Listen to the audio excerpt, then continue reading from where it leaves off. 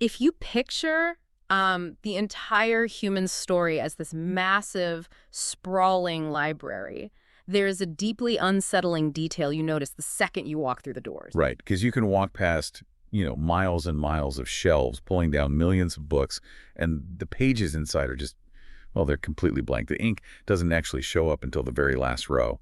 Exactly. And that massive, silent expanse of human existence is what we are tackling today in this deep dive. Our mission is to explore prehistory. And just to put the sheer scale of this into perspective for you, human prehistory spans roughly 3.4 million years. Which is, it's staggering. It really is. Like, if you stacked up your family tree, generation by generation, you would have to go back over 100,000 grandfathers just to reach the beginning of this era. Yeah, and it forces a complete reorientation of how we perceive time. Right. We tend to fixate on recorded history, the empires, the kings, the dates we memorize in school. But mathematically, recorded history is barely a postscript. Almost everything that makes us who we are, our mastery of fire, the clothes we wear, the food we grow, it all happened in the dark, long before anyone thought to carve a single word into a stone tablet. Okay, let's unpack this. Because our journey today spans from the absolute beginning to the sudden, violent end of this silent era. We're going to look at how scientists map a world without records and trace how our ancestors evolved from wielding chipped rocks to engineering plants, manipulating metals, and eventually building the literate empires that close the book on prehistory. Right. But to map that timeline, we first have to figure out where the boundaries actually are, right? Because this isn't a fixed era with a universal start and end date. No, not at all. The boundaries are, they're entirely fluid. Yeah. By the strictest archaeological definition, prehistory kicks off with the very first known use of stone tools. And based on excavations at a site called Lemekwi in Kenya, that line is drawn at roughly 3.3 million years ago. And then the end point is defined by the invention of writing systems, which started appearing around 5,200 years ago. Which brings me to this, fog of war concept. It reminds me of a video game map where the world is shrouded in darkness, and history only loads and renders when someone from a literate society walks in and starts writing things down. That's a really good analogy, actually. But I want to push back a little. Isn't it a bit arrogant of literate societies to define incredibly complex cultures merely by the fact that they didn't invent a phonetic alphabet?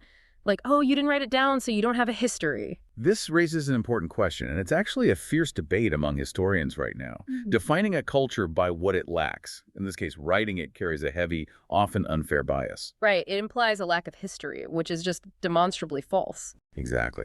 But for archaeologists, the term remains a necessary practical boundary. When you don't have texts to guide you, your entire scientific methodology has to shift. You aren't reading primary sources. You're analyzing, discarded trash, fire pits, and burial mounds. And because there are no written records, nobody left behind a name tag. Which is the core challenge. Yeah. We deal in archaeological cultures, not named nations. We have to invent modern labels like Neanderthal or the Iron Age to categorize groups purely based on the physical materials they left behind. Wow. And the end of this period is wildly staggered depending on geography. Like, in Egypt, prehistory essentially ends around 3100 BCE with the rise of hieroglyphs. But in Australia, prehistory is widely considered to have ended in 1788 with the arrival of the first fleet. And the most mind-bending example of that staggered timeline is New Guinea.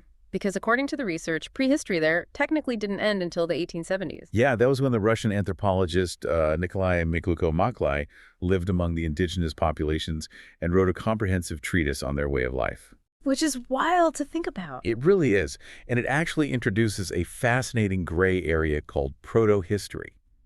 This happens when a culture hasn't developed its own writing system, but they are being written about by their literate neighbors. Like the Celts. They had this rich, sprawling culture across Europe, but our historical record of them is almost entirely filtered through the writings of the Greeks and Romans. Right, and those Roman writers were often actively conquering the Celts at the time. So they're a little biased. Just a bit. When your only historical record is written by your enemy, historians have to aggressively weigh those biased accounts against the physical archaeological evidence just to find the truth. Okay, so if the written records are that unreliable, or in the case of the deep past, just completely non-existent, how do we possibly map out millions of years of silence? I want to push back on the science here for a second. Sure. When researchers are holding a single chipped rock, or like a fragment of a femur from 2 million years ago, how much of the timeline is hard science, and how much is just highly educated guesswork? Aren't we basically trying to solve a puzzle where 99% of the pieces have disintegrated? Well, what's fascinating here is how the different scientific disciplines overlap to eliminate those blind spots. It looks like guesswork until you see that overlap. The days of a lone archaeologist making sweeping guesses about a bone they're long gone. Oh, really? Oh, yeah. Today, reading the deep past is a massive cross-disciplinary triangulation Yeah. involving geology, paleontology, and molecular genetics. But the cornerstone of all that is still dating, right? Mhm. Because if you can't figure out when something happened, the whole timeline collapses. The big tool everybody hears about is radiocarbon dating. How does that actually give us a concrete year? Let's break down the mechanism behind it, because it is essentially a ticking biological clock inside every living thing. So high in the Earth's atmosphere, cosmic rays are constantly hitting nitrogen and turning it into a radioactive isotope called carbon-14. Okay. And plants absorb that carbon-14 during photosynthesis.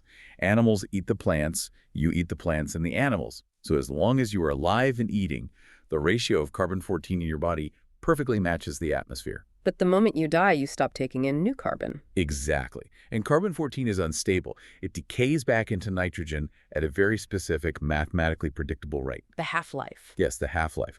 Every 5,730 years, exactly half of the carbon-14 in a bone or a piece of wood just vanishes. So by measuring the ratio of what's left in an ancient artifact, chemists can calculate precisely how long that organism has been dead. That is incredible. But carbon dating only goes back about 50,000 years, doesn't it? For the really ancient stuff, like millions of years old, you need different methods. Right, for the deeper timeline, we turn to the geologists. They date the volcanic ash layers above and below a fossil using different isotopes, like potassium argon. Oh, so you aren't dating the bone itself, you're dating the dirt sandwich it's stuck in. Exactly. That gives us a precise window of time for the dirt the artifact was buried in. And modern forensic chemistry takes it even further.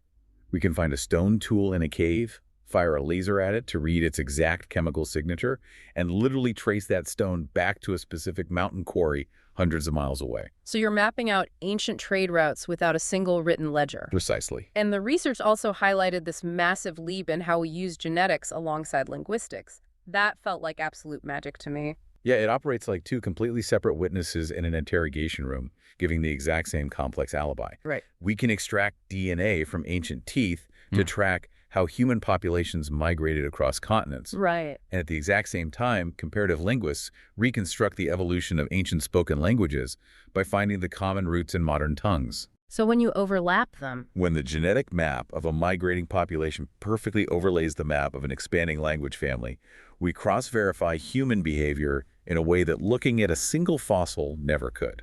wow. Okay, so armed with those overlapping sciences, researchers have managed to map the longest, most daunting chapter of our library, the Stone Age. The big one. Yeah, this covers roughly 99% of the human story, kicking off with the Lower Paleolithic 3.3 million years ago. Yeah. And the biggest shock here is that the first chapter of human prehistory doesn't even star humans. Yeah, those 3.3 million-year-old stone tools from Kenya, the ones from Lomekwi. They predate the Homo genus entirely. Wait, really? So who made them? The evidence points to an older, smaller-brained hominin called Kenyanthropus being the ones who figured out how to strike rocks together to create sharp flakes. That's wild. Yeah, the definition of prehistory starts with tool use, meaning the spark of technology wasn't even uniquely human. It humbles our species quite a bit, but our ancestors do eventually take the stage, and when they do, they crack the code on a technology that literally changes our biology, and that's fire. A massive game changer. The earliest hard evidence is at the Binat Yaakov Bridge site in Israel, dating back nearly 800,000 years. Beyond just, staying warm or scaring off wolves, what is the actual mechanism that makes fire so revolutionary? Well, cooking is basically outsourced digestion. Outsourced digestion. Yeah, when an early hominin eats raw tubers or raw meat, their body expends a massive amount of metabolic energy just breaking down that tough, fibrous tissue. But fire breaks down the proteins and starches before the food even enters your mouth. Oh, I see. So by cooking, early humans unlocked a massive surplus of easily absorbable calories. And because the stomach didn't have to work as hard, the evolutionary energy could be redirected elsewhere. To the brain. The human brain is an extreme energy hog. It consumes about 20% of our daily calories. So the mastery of fire provided the dense caloric fuel necessary to support the massive brain expansion we see leading up to anatomically modern humans. Holy Homo sapiens. Right, who appear around 300,000 years ago in places like Jebel Irhoud in Morocco. And with that larger brain comes what researchers call behavioral modernity. We move into the Upper Paleolithic, and this is where the silence of the past starts to feel incredibly loud. Like we see cave art, musical instruments, and complex clothing. Oh yeah, there's evidence of people weaving plant fibers to make nets and bags as far back as 26,000 years ago. Which is, I mean, conceptualizing a net requires profound abstract thinking. It really does. Think Right. about it. You have to look at a raw plant stalk, imagine extracting the fibers, understand how to twist them for tensile strength, and mentally map out an interlocking grid that will trap an animal you haven't even seen yet. It requires complex planning and, crucially, a way to teach that invisible concept to the next generation. Yeah. So, as the glaciers from the last ice age begin to melt, the climate warms, bringing us through the Mesolithic bridge and crashing right into the Neolithic Revolution around 10,200 BCE, the New Stone Age. This is basically the pivot point of the entire human story. Oh, absolutely. The Neolithic era is characterized by the advent of agriculture and animal domestication. Because for over 3 million years, humans merely extracted calories from the environment as hunter-gatherers. Right. The Neolithic shift is the moment we start actively manipulating the environment to produce food on demand. Okay, here's where it gets really interesting. When you think of the first farmers, your mind naturally goes to sweeping fields of wheat or barley. But the earliest hard evidence of agriculture we have isn't grain at all, it's figs. Yes, the Gilgal ice site. Yeah, at this site in the Jordan Valley, dating back to 9,400 BCE, archaeologists found a massive stash of figs. But these weren't wild fruits. They were a specific sterile mutation, a parthenocarpic fig. Which means the fruit develops without any fertilization. But the tree cannot produce viable seeds. It literally cannot reproduce on its own in the wild. So how did an entire grove of them get there?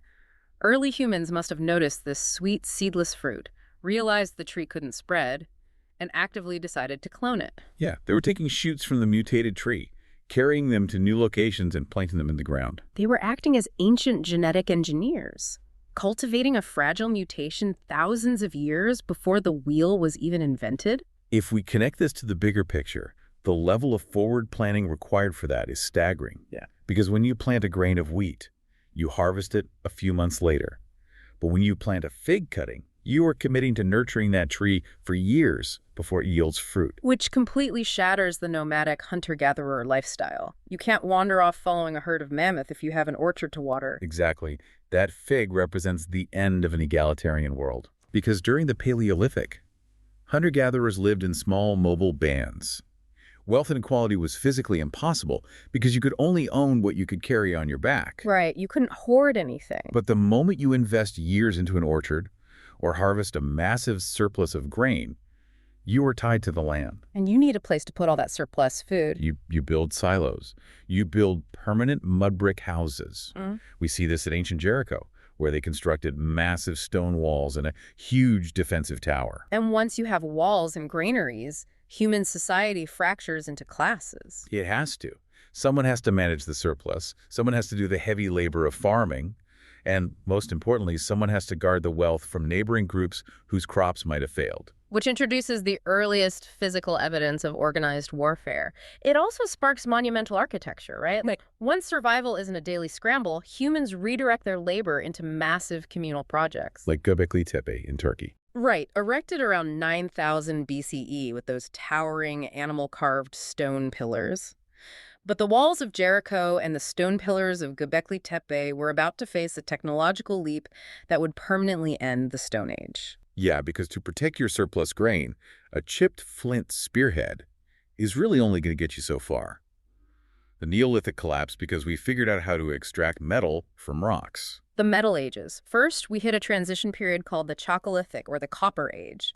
Around 7,500 years ago, a site in Serbia shows the first independent invention of copper smelting. They figured out that if you heat certain green rocks to an extreme temperature, liquid metal bleeds out. And the famous mummy, the Iceman who was found preserved in the Alpine glaciers, he's the perfect snapshot of this era. Oh yeah, he had the axe, right. Yes, he was carrying a copper-bladed axe. It was the absolute bleeding-edge technology of his day, a massive status symbol. But functionally, copper has a fatal flaw as a weapon or a tool. It's too soft. Because on an atomic level, pure copper atoms form this neat, uniform grid. When you hit a piece of copper against something hard, those layers of atoms just slide past each other. The metal bends and loses its edge. Right, so to stop those atomic layers from sliding, you have to introduce an impurity. You have to jam a differently sized atom into the grid to lock it all in place. Which brings us to the Bronze Age. By melting down copper and adding about 10% tin, you disrupt that grid. You create an alloy that is significantly harder and more durable than the sum of its parts. It's a huge leap. Bronze changes the math of warfare and agriculture. But there is a massive geographical catch here. While copper is relatively easy to find, tin is incredibly rare in the Old World. Yeah, the scarcity of tin dictated the fate of entire civilizations. Like in Western Asia, there were practically no tin bronzes before 3000 BCE simply because the ore did not exist locally. It feels exactly like the modern geopolitical scramble for rare earth metals or semiconductor chips. If you want the advanced technology, you have to control the supply chain.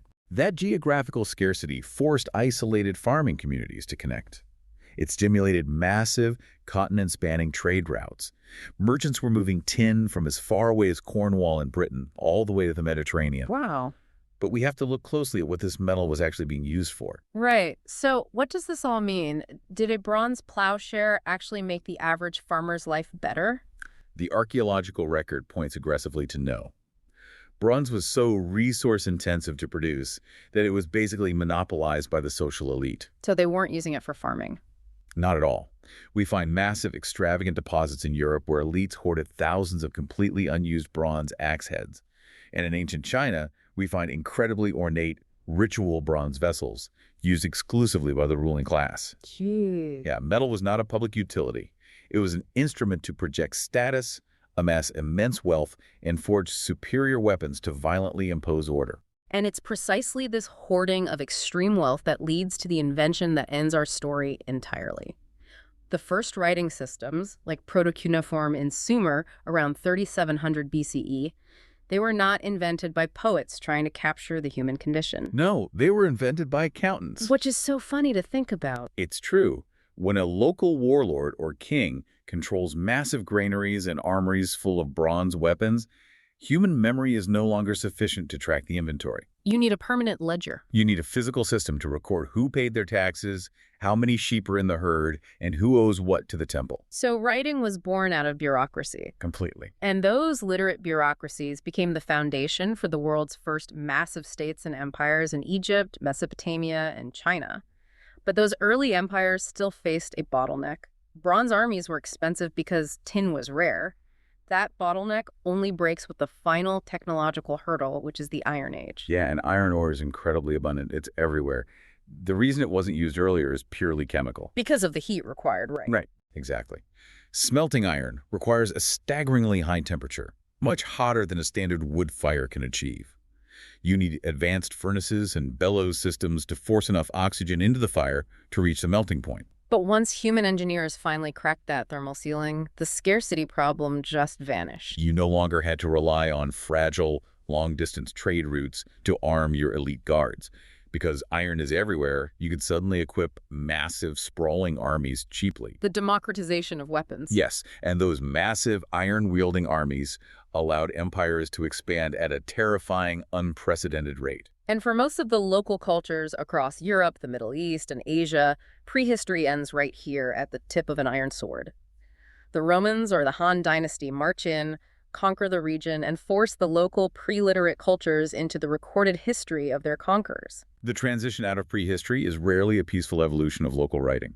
It's almost always a violent assimilation into an empire's ledger. So if we look back at the scope of this deep dive, we started with a 3.3 million-year-old chipped rock in Kenya, wielded by a creature that wasn't even fully human. Right. We traced the mastery of fire that grew our brains, watched early humans weave nets and clone sterile figs, and finally arrived at the clash of iron empires and the invention of the accountant's ledger. It's quite a journey. It is. The recorded history we are taught in school, from the pyramids to the moon landing, is literally just the ink on the very last page of the very last book in a massive library. The vast majority of the human experience was lived by people whose names are permanently lost to time, speaking languages that have vanished from the air forever. But considering how prehistory ended with the creation of permanent physical records like baked clay and carved stone, I think we need to look at the fragility of our own era. Wait, what do you mean? Today, we generate more data in a single day than the entirety of antiquity. But we are recording it on the most ephemeral mediums imaginable. We use cloud servers, decaying magnetic hard drives, and digital file formats that become obsolete every decade. Data requires constant electricity to exist. Yeah, that's true. A stone tablet can sit in the dirt for 5,000 years and still be read. A server farm without power is just a hot room full of dead plastic. You're saying the record could just evaporate? If the power grid fails, or our civilization undergoes a catastrophic shift, the physical evidence of our era will degrade incredibly fast. Future archaeologists digging up our cities might find mountains of concrete and rusted steel, but a massive, deafening gap in our written record. Is it possible that thousands of years from now, our hyper-connected digital age will be viewed by future historians as a second prehistory? A digital dark age. The idea that the video game fog of war could just roll back in, wiping the pages of our library completely blank again. We think we are so permanent, but maybe we are just writing our legacy in disappearing ink. Something to think about. That is an incredibly heavy thought to leave you with, but an important one. Question the permanence of everything around you, and we will catch you on the next deep dive.